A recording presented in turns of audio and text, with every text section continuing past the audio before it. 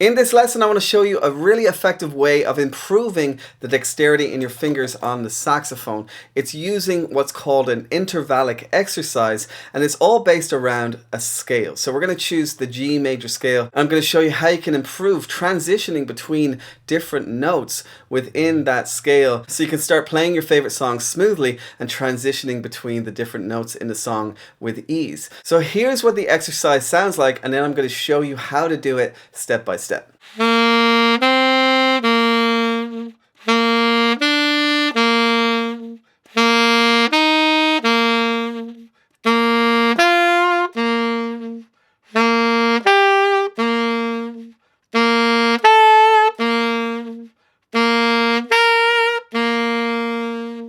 So what I'm doing there is starting on the note G and then going up to each note of the scale. So we go G to A, back down to G, then go G to B, back down to G, then go G to C, back down to G, etc., etc. I'm going to take you through the process step by step in a second, but before I do, my name is Alexander Matthias from SaxophoneMasterclass.com, and on this channel I teach you everything you need to know about how to learn and master the sax, how to start improving your technique, how to start improving your tone on the saxophone so you can start playing your favorite songs with ease. If you want to go even more in depth on how to learn and master the sax, check out my free Saxophone Mastery Secrets webinar. There's a link below this video, or just go to saxophonemasterclass.com/secrets. I teach you all about my saxophone mastery system that's helped thousands of my students get results and start playing their favorite songs faster than ever. So go and check it out after this lesson. There's a link below. So let me just start by showing you the notes and fingerings of G major, and then I'm going to take you through the process of how to practice this technique exercise. So G major is G, 3 fingers in the left hand,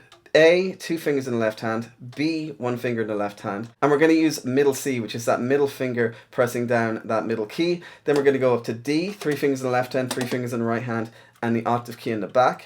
Hold down the octave key, go up to E, which is 2 fingers in the right hand, 3 fingers in the left hand. Then F sharp, and we're going to use middle F sharp, which is that middle finger in the right hand, 3 fingers in the left hand. And finally G, which is 3 fingers in the left hand. Of course, we're still pressing the octave key for D, E, F sharp, and G. So start by practicing the G major scale up and down like this.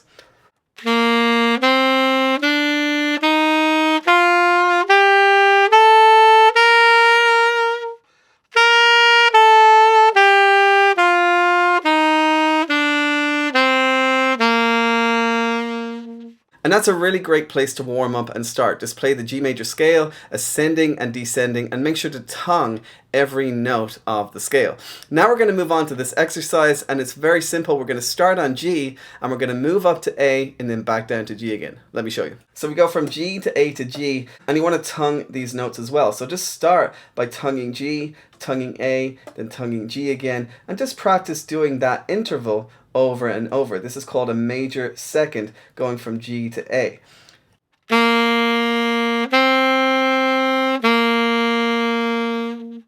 Now we're going to move to the third degree of the scale, which is B. So we're going to go G to B, down to G, and this is called a major third.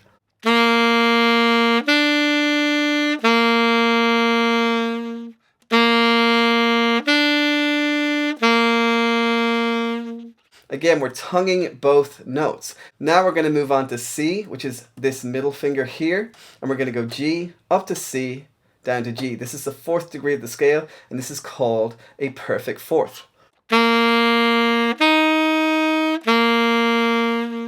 So that's a perfect fourth interval, and we just keep doing this process all the way up the scale. So now we're going to go to the fifth note, which is D, and this is called a perfect fifth, going G to D, then back down to G. Now this is a little harder because we're pressing the octave key on the back when we play D. So you want to practice that transition, G to D to G again, and just practice without playing, right? So try to get that movement as smooth as possible. Try to keep your fingers close to the keys, try to keep your thumb close to the octave key, and go G, D, then G. And now try to play it. Again, we're tonguing both notes. Now we're going to move up to E, and that's the sixth degree of the scale, meaning we're playing a major six. We're going to go G to E, back down to G again.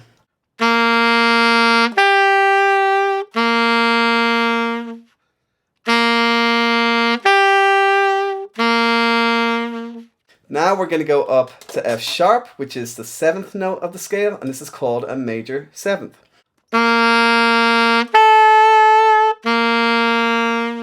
And then finally we're going to go from G up to G with the octave key, which is a perfect octave.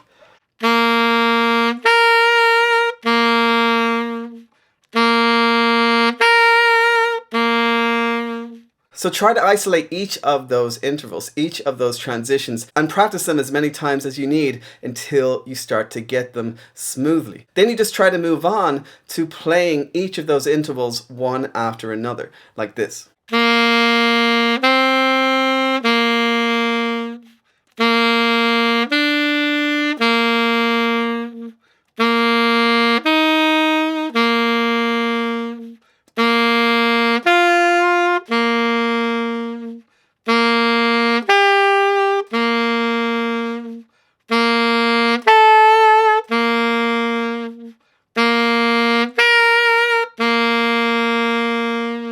So that's eventually what you want to get to. You want to be able to play each of those intervals one after the other like that. And then you can do it ascending. So you can start on G, go up to G with the octave key, then go back down to G, then go up to F sharp, etc., etc. Let me show you what it sounds like.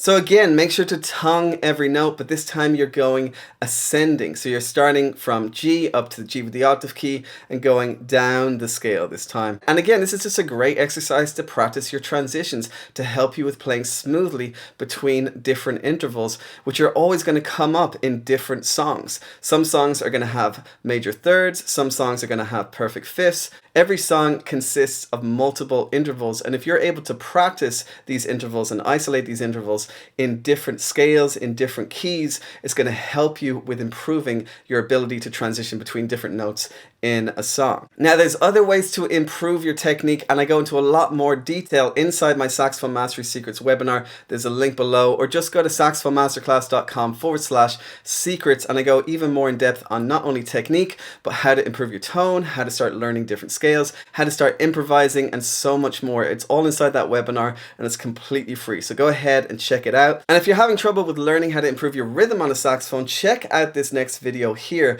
where I take you through my RAD technique system, which is rhythm, articulations, and dexterity. That's going to help you with improving your rhythm and starting to play songs with better time. So go and check it out now. And until next time, my friend, have a great day, have a great week, and happy playing.